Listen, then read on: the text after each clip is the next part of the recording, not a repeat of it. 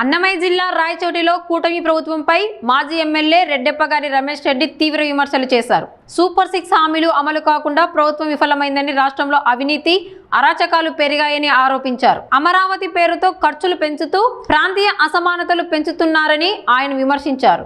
గడచిన 22 నెలల కూటమి ప్రభుత్వం పరిపాలనలో ఆంధ్ర రాష్ట్రంలో అభినవ ధృతరాష్ట్రుని పరిపాలన జరుగుతుంది అని అనిపిస్తుంది. గడిచిన ఎలక్షన్లలో చంద్రబాబు నాయుడు గారు విపరీతమైన హామీలు, అమలు కాని హామీలు, సూపర్ 6 పేరుతో ప్రజలకు ఇవ్వడం, అధికారంలోకి రావడం, అధికారంలోకి వచ్చిన తర్వాత పూర్తిగా అన్ని కూడా వదిలేసి ఆయన పరిపాలన సాగించడం, పరిపాలన కేవలం కూటమి కనుసన్నల్లో జరుగుతూ ఉంది.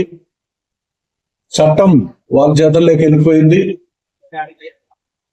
ఎక్కడ చూసినా కూడా అవినీతి, అరాచకం, దురాక్రమణలు ఇవి పెరిగిపోయాయి. గంజాయి విపరీతంగా ఇక్కడ ప్రతి చోట కూడా గంజాయి విక్రయాలు పెరిగిపోయాయి. డ్రగ్స్ ఈరోజు ఆంధ్రప్రదేశ్ ప్రజాప్రతినిధులు కూడా డ్రగ్స్ వాడే పరిస్థితికి వచ్చినారంటే కూటమి ప్రభుత్వం ఎలాంటి పరిపాలన సాగిస్తుందో కూడా మనందరం ఒకసారి గమనించాలి. జగన్మోహన్ రెడ్డి గారు చాలా విషయాలు ప్రస్తావన చేశారు. ఒక చదరపు అడుగును 12 నుంచి 14 వేల రూపాయలతో ఈరోజు కడుతున్నారంటే ఈ ప్రపంచంలో పెద్ద పెద్ద నగరాల్లో కూడా ఈ రేటుతో ఎక్కడ కూడా కన్స్ట్రక్షన్ జరగడం లేదు. కేవలం 4,000, 5,000, 6,000 కన్స్ట్రక్షన్ కాస్ట్ అయితే ఉంటే ఈరోజు 12 నుంచి 14 వేల రూపాయలు. అదొకటే కాదు, ఇన్ఫ్రాస్ట్రక్చర్ డెవలప్ చేసి ఇస్తా ఉన్నారు వాళ్ళకు. ఓ పక్క నీటి సదుపాయం, ఎలక్ట్రిసిటీలు రాయితీలు, ఇంకో పక్క రోడ్లు ఇవన్నీ వేయడం ద్వారా వాళ్ళకి ఇంకా సులభతరం అవుతారు. అందుకే జగన్మోహన్ రెడ్డి గారు రాష్ట్రాన్ని సర్వతోముఖాభివృద్ధిలోకి తీసుకురావాలా అనే ఒక ఆలోచనతోనే ఎలాగో మీరు అమరావతిని చేస్తూ ఉన్నారు. గతంలో కూడా మేము చెప్పినట్లు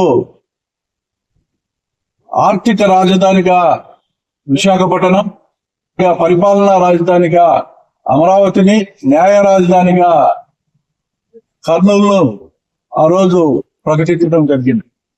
అంటే ఈ రాష్ట్రంలో ఉన్న మిగతా ప్రాంతాలను కూడా ఏదో ఒక రకంగా అభివృద్ధి చేయాలా, అన్ని రకాలుగా కూడా ఈ రాష్ట్రం ముందుకు పోవాలని చెప్పి ఆలోచనతో ఆయన కార్యక్రమం చేస్తే ఈరోజు అన్ని కార్యక్రమాలు ఈ రాష్ట్రంలో వదిలేసి ఒక్క అమరావతి పైన వేలాది కోట్ల రూపాయల డబ్బును వెచ్చిస్తూ ఈ కమిషన్ల కోసమే ఈ అమరావతి కడుతున్నారా అనిపించేటట్టుంది.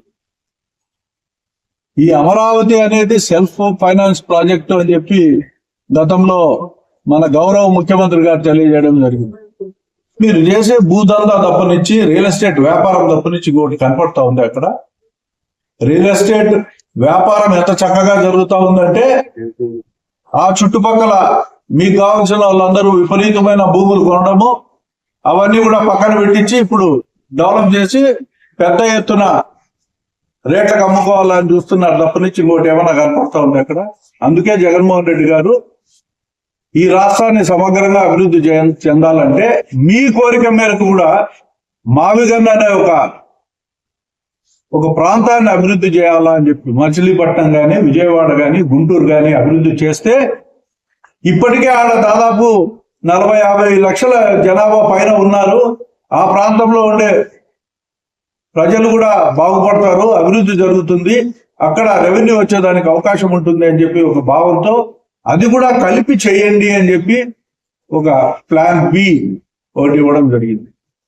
ఈరోజు ఏం చేస్తా ఉన్నారు, ఈ మావిగన్ అనే కార్యక్రమం రాష్ట్ర వ్యాప్తంగా చర్చకు వచ్చింది. ప్రజలందరూ కూడా హర్షిస్తున్నారు. ఆ ప్రాంతం అభివృద్ధి చెందితే ఆ 3 జిల్లాలు కూడా అక్కడ, ఓ పక్క కృష్ణా జిల్లా, ఓ పక్క గుంటూరు జిల్లా, ఇవన్నీ 2 జిల్లాలు సమగ్రంగా అభివృద్ధి చెందడానికి అవకాశం ఉంటుంది. కాబట్టి ఆ ప్రాంతంలో ఏమైనా అక్కడ ఉన్న ప్రజలందరూ కూడా దీన్ని హర్షిస్తున్నారు. కాబట్టి మాకు ఇబ్బంది జరుగుతుందని భయపడి కొన్ని పత్రికలను, అంటే మీకు అనుకూల పత్రికల ద్వారా దానిపైన దుష్ప్రచారం చేయడం జరిగింది. ప్రశ్నించే వారిపైన దుష్ప్రచారం చేయడం మీకు అవసరమా? ఇంకో పక్క చూస్తే లక్షలాది మందికి ఉద్యోగాలు ఇచ్చినామని చెప్పి ప్రచారం చేస్తూ ఉంటారు. నేను చంద్రబాబు నాయుడు గారిని ఈరోజు అభినందిస్తున్నాను.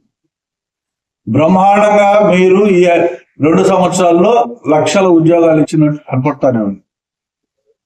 ఇది అతిశయోక్తితో మాట్లాడటం లేదు. నేను ఈ రోజు ప్రతి నియోజకవర్గంలో కూడా దాదాపు 1000 నుంచి 2000 మంది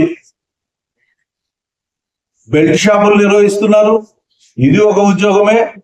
హోమ్ డెలివరీ చేస్తా ఉన్నారు. సరుకును, బాటళ్ళు కావాల్సిన వాళ్ళకు హోమ్ డెలివరీ చేసే సర్వీసును కూడా స్టార్ట్ చేసినారు. ఇసుక విపరీతంగా ఎత్తి తరలిస్తా ఉన్నారు, మట్టిని తరలిస్తా ఉన్నారు, భూ కబ్జాలు చేస్తా ఉన్నారు. ఇవన్నీ వేసి దాదాపు ప్రతి నియోజకవర్గంలో కూడా 2 నుంచి 3 వేల మంది సునాయాసంగా బతుకుతా ఉన్నారు ఉద్యోగాలు చేసుకొని. ఈ ఉద్యోగాలు చేస్తా ఉన్నారు. ఇప్పుడు అంటే మీకు అర్థమైంది కదా సర్వీస్ సెక్టర్ ఎంత బాగా ఇంప్రూవ్ చేసినాడో చంద్రబాబు నాయుడు గారు. హోమ్ డెలివరీ ద్వారా దాదాపు 1000 మంది బతుకుతా ఉంటారు ప్రతి నియోజకవర్గంలో. బెల్ట్ షాపుల్లో బాటలు తీసుకొని మోటార్ సైకిళ్లలో దీనిలో రవాణా, ప్రతి ఇంటికి కూడా రవాణా చేసే కార్యక్రమం, ఇది కూడా ఉద్యోగమే. ఈ రకంగా చూస్తే దాదాపు నాకు తెలిసి ఒక 5 లక్షల మంది ఈ రాష్ట్రంలో మీరు ఊహించిన ఉద్యోగాలు చేస్తూ ఉన్నారు అని చెప్పి ఈ సందర్భంగా తెలియజేస్తాం. అంటే మీరు ప్రభుత్వ ఉద్యోగాలు ఇవ్వరు, కార్పొరేట్ ఉద్యోగాలు వచ్చే పరిస్థితులు లేవు. మీరు చెప్పే మాటలు ఈరోజు నిప్పాన్ స్టీలో, ఇంకోటో, లేకుంటే డేటా సెంటరో, లేకుంటే ఇవన్నీ ఈ టెక్నాలజీ ద్వారా మీరు ఏమేమి ఉద్యోగాలు కల్పిస్తామని చెప్తా ఉన్నారో, ఎంతమందికి భూములు ఇచ్చారో, వీళ్ళందరూ ఇంకా ఉద్యోగాలు ఇచ్చే పరిస్థితుల్లో లేరు. అయితే మీరు దూరదృష్టితో ఈరోజు ఈ రాష్ట్రంలో ఈ ఇండస్ట్రీని పెంచినారు. అక్రమ మద్యం తయారీ, అక్రమ మద్యం రవాణా, ఇంకో పక్క బెల్ట్ షాపులు, ఇంకో పక్క బెల్ట్ షాపుల ద్వారా అక్కడి నుంచి హోమ్ డెలివరీలు. ఇంతటి దారుణమైన పరిపాలన ఒక పక్క సాగిస్తూ ఉంటే ఇది ధృతరాష్ట్రుడి పరిపాలన కాదా? అభినవ ధృతరాష్ట్రుడు కాదా చంద్రబాబు నాయుడు గారు అని చెప్పి ఈ సందర్భంగా నేను తెలియజేస్తాను. ఎందుకయ్యా ఇంత ఉరుకుపాటు? ప్రతి దానిపైన స్పందించడమే. మీరు ఈ 2 సంవత్సరాల్లో చేసింది మీ ప్రచారము, ఇంకో పక్క దుష్ప్రచారం.